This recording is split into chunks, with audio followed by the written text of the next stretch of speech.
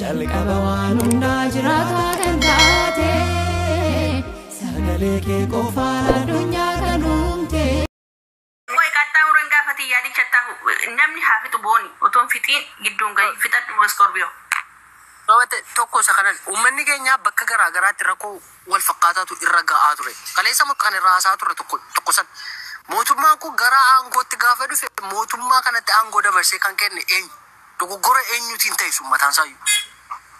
Akka dogoggorri sun hin taane dogoggorri sun akka hin taane utuu hin taane akka dogoggorri sun raawwatuu fi shoorumti jaarmiyaanni OAF Oromoo qabaachaa turan maali? Abaa'oo dabalate ittiin dubbatinaa nuun jechaa turan rogeeyyiitti.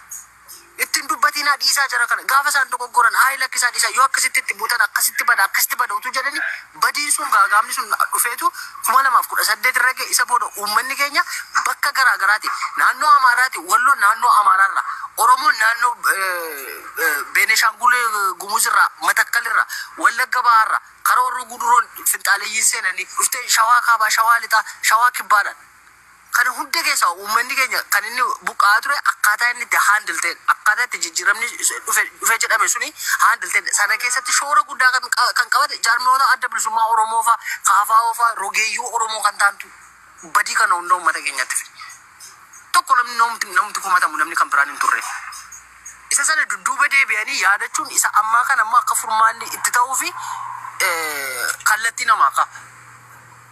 Nama tokko nama lamatti dhagaa guruun isiisi baay'ee salphaadhaan garuu madda rakkoo inni guddaan inni sirriini isa kamidha isa jedhudha. Namoonni gurguddoon nu fuuldura turan jechuudha. Namooti gurguddoon nu fuuldura turanii qabsoo kana hoogganaa turanii akka aayikaniitti akka hayyuutti Oromoon jala ilaalaa turte jala yaa'aa turte maal jechaa ba'anii jaarmootuma gurguddaa kana gaafa namni dhaqee mootummaatti dhaqee dandagalu diinatiin jechuun is easy baay'ee salphaa. Waggaa waggaa 15 kan inni dalage kan inni hojjete sana garuu irra deebiteen ilaaltu taanaan isa sanarra dhaabbattee sammaa kana tilmaamaan deemtu taanaan rakkoodha. Oromooni mootummaa kana mormuudhaa fi koozii tokko hin qabu kan nuun jedhe Leencoo Baatii qondaala olaanaa adda bilisummaa Oromoo ture. Bara baay'ee jala yaate Oromoon. Amma maal nuun jechaa jiru jaarmiyoonni amma jiran. Kaleessa maal nuun jechaa turan Leencoon fa'a. Leencoo Baatiin siin jedha Leencoo Lataa qofa miti. Leencoo Lataa maal jedhe mootummaan kuni mootummaa Oromooti. Garuu gaaffii Oromoo hunda deebisuu qofaasaa ammatti hin danda'u yeroo fudhataa jedha. Isa sanarraa kaasnee haasofne leet baarootum isaanii Oromoon gaaffii isaa deeffachuudhaa fi sentaraal aangoo giddu galeessaa qabachuutu irra jiraa jedha. Amma Oromoon mootummaa mucaan kun mucaa dargaggeessi qaroon kun amma dhufee mootummaaf Oromoo wal lolaa jira gaafa sin jedhu maal sin jechuudha beektaa mootummaan giddu galeessaa Oromootu qabatee jira sin jechaa jira. Sana booda mucaa kana amma deebite gaaffii lammaffaa utuu gaafattee sin deebisuun naamani. Isa booda yaada baaroodha moo yaada Leencoo jala deema gaa mucaan kun isa booda. Mootummaa kun qabateera garuu gaaffii Oromoo deebisuu hin danda'u ammatti yeroo kenninaaf sin jedhamoo akkuma baaroon utuu argiin wareegame sanatti deemsisa isa jedhu Oromoon adda baafachuu danda'u qaba. Kanarraa haasofna nuti. Waa'ee uummatarraa haasawuun salphaadha. Uummanni keenya achi dhumachuu jira. Karaa kam eenyutu uummata keenya fixe finxaaleeyyiin seenanii eenyutu seensise mootummaa. Kan achi jiru kan irraa ittise immoo jira hin jiru. Ijoolletumti naannoo sanaa naannoo uummanni irraa buqqee sana walitti nama 10 fidde walii galuu danda'u. Isa sana irratti hojjechuudha. Sana kan hojjetu immoo miidiyaadha inni guddaan. Firoo fi diinoo fi sirriiyyuutu addan baafatiin rakkisaadha sortu. Dadhabbii mataa jechuudha. Shigale anytime namni wal dhiibee ijoollee walitti buute bara meeqa mana waan meeqa hojjetanii maallaqa gamitti dhangalaastanii hidhachiistanii bilbiltanii kaardii guuttanii fi uummataas buttanii achi buttanii waan meeqa dalagdanii bu'aan keessa maaliin isinii deebi'ama? Zeeroo miti. Inni kun akka irra deebi'amee hin dalagamne tasgabbaa'anii ta'anii yaaduudha.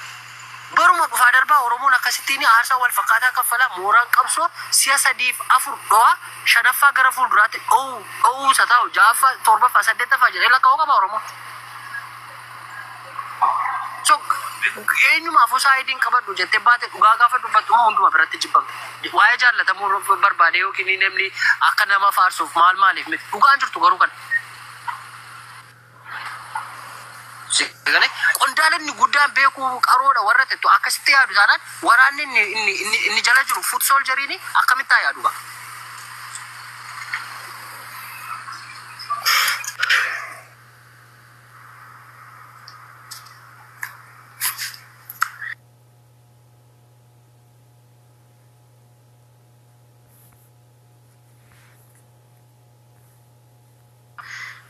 Scorpio yaada kee hundi gaariidha.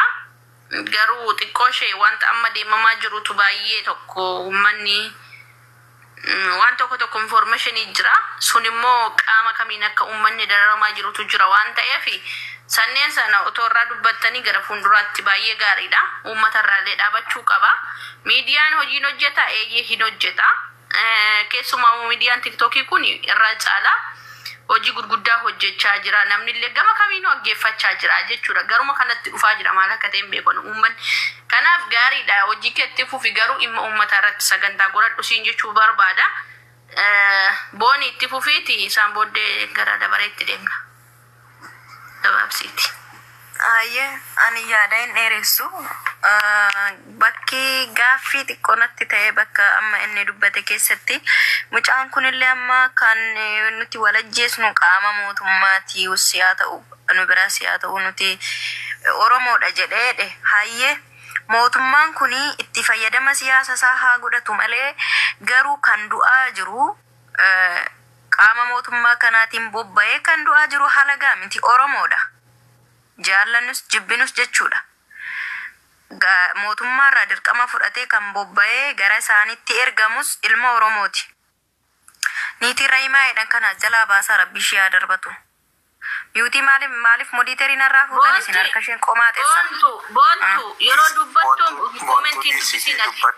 Waa'ee namaa dhiisaatii dubbatu. Maal jechuu barbaaden yaadanni jee bakka inni jedhetti wanti gaaffinnatti ta'e amma jaal shurrubbeenii inni kunis haa ta'u sunis haa ta'u Oromoodha jedhee akkamitti akkas ta'am kan jedhu natti fakkaata gaaffiinsa achirratti anas kan gaaffiinatti ta'e akkamittiin ilaama mootummaan kuni qaama Oromoo ta'uu haadhisu yookaan immoo Oromoodhaaf bu'aa buusus haadhisu mootummaa Oromoos ta'uu haadhisu garuu mootummaan kuni qaama ijoollee Oromoo lamaanitti qaama ijoollee Oromootti fayyadame ijoollee Oromooti kan du'aa jiru isaan aangorra jira.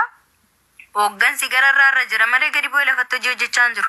Lafarratti garuu kan du'aa jiru ijoollee Oromooti. Isa kanarraati inni shurrubbeen kaasee dubbachaa ture jechuudha. Anis akkan hubadhetti akkan intarviiyuu sana ilaalaan ture yeroo 3 moo 4 irra deebi'ee jechuudha. Intarviiyuu mucaan kun irra taasise.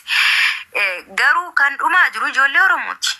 Oromoodha kan walajjeesaa jiru. Eeyyeen kun eenyuma jalaayyuu kan hin fagaannedha. Dhugaa rabbi maaliif qaama mootummaa keessas kan du'u ilma Oromoo qaama ABO keessas kan du'u ilma Oromoo gidduutti tapha siyaasaa kan ta'e eenyu dhala Oromooti jechuudha. Maaliif dirqamatti itti kennamee bobba'ee waan ta'eef ilma Oromooti miti jechuu hin dandeenyu asirratti. Sirni achirra jiru impaayera biyyattii yookaan impaayera Itoophiyaa ta'u malee kan ittiin goolii siyaasaaf kan itti taphatamaa jiru ijoollee Oromooti. Qaama waraana ABO keessa kan jirus kan itti taphatamaa jiru ijoollee Oromooti. Warri hooggansaa gararraa jiranii dhimma namaan qaban dubbachaallee jiran garuu gidduutti gaaga'amnee nyurra ga'e ijoollee Oromooti. Soo kanaaf bakka inni jedhe sanatti Oromoof Oromootu walajjeesaa jira jechuu hin dandeenyu jedhe nama. Noo akkamitti akkas hin jenne nuti. Ormi du'aan jiru kan du'aa jiru ijoollee Oromooti. Bakka kanatti gaaffii natti ta'e anaan kanan si gaafadhee kanuma yaada baay'ee dheeressuun barbaadu soortuu dadhabeera waan ta'eef rafuun barbaada bilis. Yoona kanuma jechuun yaadni kiyya kanuma. Gada araaraa ati nama guddaadha. Waan hin taane barreessin. Ijoolleen as keessa jiran kun Loogaawut mana geggeessi gara Soomiyyaansa. Ijoolleen as keessa jiran kun waan namni itti dubbatu dandeettii ittiin understand godhan hin qabanii jechuun kun waan biraati gada araaraa. Kanaatiif waan akkasii sirraan eegamu. Disi. Okay. Mana atumta soo geggeessite wayyoo soortoo.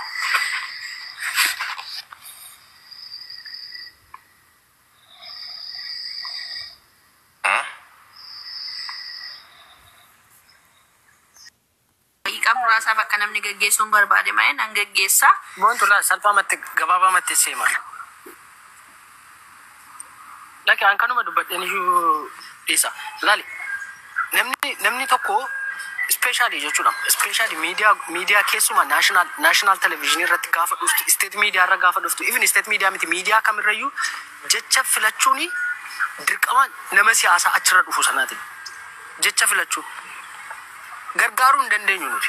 Akkas jechuu barbaadeetu malee akkas jechuu miti, akkas jechuu barbaadeeti malee akkas jechuu miti jedhamee jecha controversial ta'e darbatanii isa booda hawaasni kun akka inni asirratti jechuudha. Wanni anaafati walii galuu qabnu. Falmiin godheenaa kaa gaafattan taanaan dhaggeeffadhaa deebi'e. Qoy falmi miti. Anamma yaada shurrubbee gargaaruu miti. Atumtiyyuu teessee gaafa yaadde atamma kan qaama mootummaa keessaa dirqama fudhatee bahus ilma Oromooti. Ilma Oromoo miti jettee na haaluu hin dandeessu kana. Kana dhaqee harka abaa irratti ajjeefamu ilma Oromooti. Kan dhufee immoo harka waraana mootummaa irratti ajjeefamu ilma Oromooti. Indee akkamitti Oromootu Oromoo ajjeesaa jira hin jennu nuti. Qaamni alaa bakkeerraa dhufee ajjeefamaa jiru hin jiru bar kan du'aa jiru ijoollee Oromooti. Indee kana koo kan gaaffii natti ta'e malee ani shurrubbee deeggaruuf miti. Shurrubbeen baay'ee nama of ta'ee dubbatu. Namaan illee yaada isaa deeggaruu yookaan immoo yaada isaa akkas jechuu barbaadeeti jedhee namaan itti guutuu fi danda'u miti. Mucaan nama seeraan sammuu isaatti amansiisee nama dubbatu waan ta'eef ani sanarraa dubbachaa hin jiru. Bakka ati Oromoo fi Oromootu wal ajjeesaa jira jedhe bakka inni jedhetti akkamitti Oromoon Oromoo ajjeesa bakka ati jette sanatti qaama lachan irraayyuu kan ajjeefamaa jiru ijoollee Oromootu akkamitti Oromootu Oromoo ajjeesaa jira hin jennuun siin jedhe bara. Inni amma gama lachaniinuu kan nurraa du'aa jiran ijoollee Oromooti. Nutti irra ta'eyyen ani koo kanadha kan na dhibe. Bakka gaaffii gaafattee xirran deddeebi'iin tokko umuri.